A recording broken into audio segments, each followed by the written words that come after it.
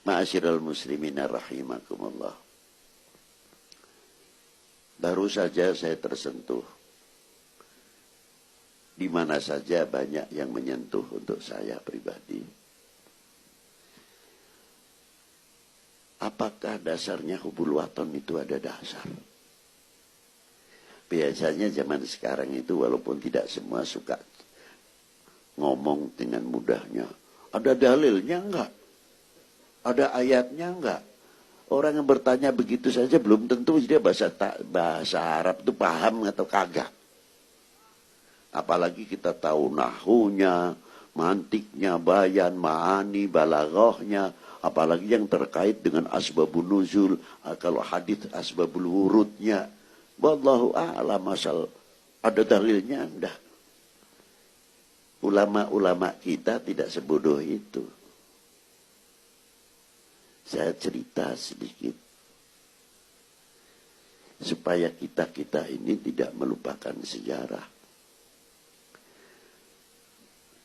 Cek Sunda mah ayeuna seueur jalma keparmen obor cenah. Duka leres duka henteu. Nah, abdi mah teu terang teh. Ini bahasa Inggris mah sebelah. Nah, ini. Coba kalau kita lihat dalam Al-Qur'an, kehormatan penghargaan di dalam Al-Qur'an itu sangat nyolok sekali. Supaya kita tidak melupakan sejarah.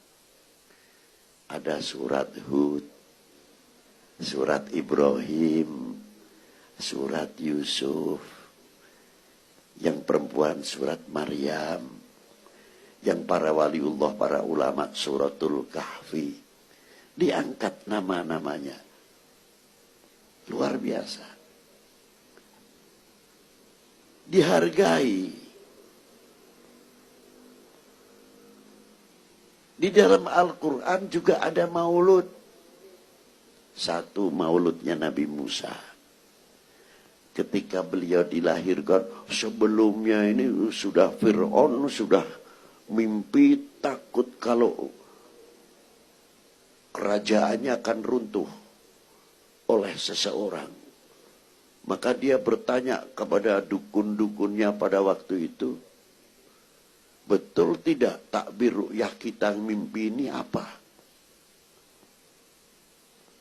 Benar katanya. Maka memberi undang-undang setiap bayi kelahiran laki harus diselesaikan. Hari itu juga pas lahirnya Nabi Allah Musa alaihi salam. Maulud bukan? Maulud bukan?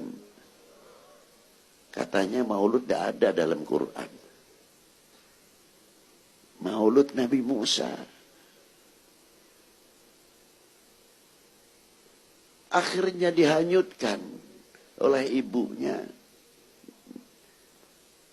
di Bengawan Nil atau Sungai Nil.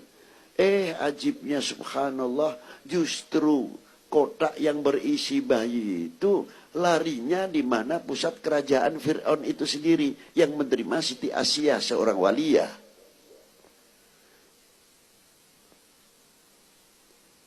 Subhanallah. Ini maulud Nabi Musa.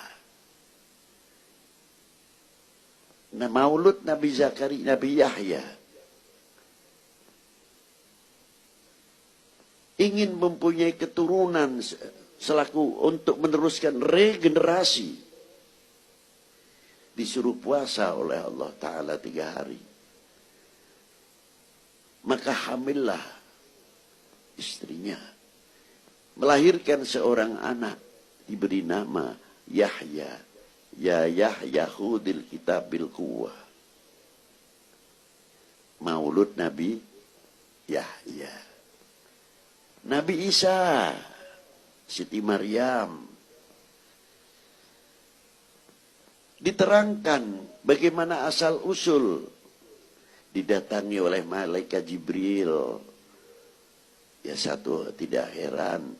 Allah Ta'ala menciptakan Nabi Allah Adam tanpa bapak, tanpa ibu. Menciptakan Siti Hawa tanpa ibu, menciptakan Nabi Allah Isa tanpa bapak. Itu kehendak Allah Subhanahu wa taala. Wa jaizun lahu fi'lu kulli mumkinin aw tarkuhu. Bebas bagi Allah menciptakan dengan kodrat dan iradatnya. Riwayat hidup para beliau.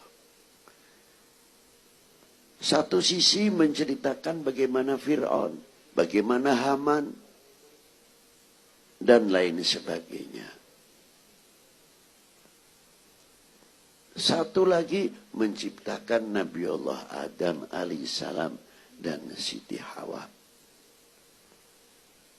Wa min ayatihi, ini sering dibaca ini di waktu khutbatun nikah. Dua kebenaran. Artinya dua orang ini yang mengikuti kebenaran. Yang diangkat oleh Allah, yang pertama menjadi nabi dan rasul.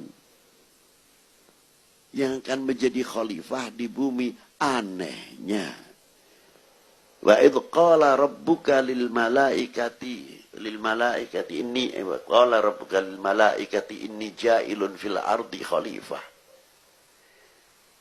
Sudah ditentukan. Kalau saya pribadi mungkin ya sudah mau ngangkat khalifah, iya diturunkan saja kan selesai.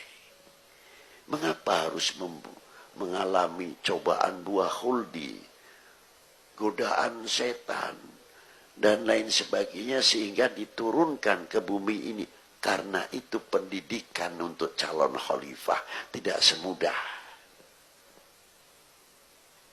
Digembleng oleh Allah Ta'ala. وَعَلَّمَ آدَمَ الْأَسْمَاءَ كُلَّهَا. Dididik langsung oleh Allah Subhanahu wa Ta'ala.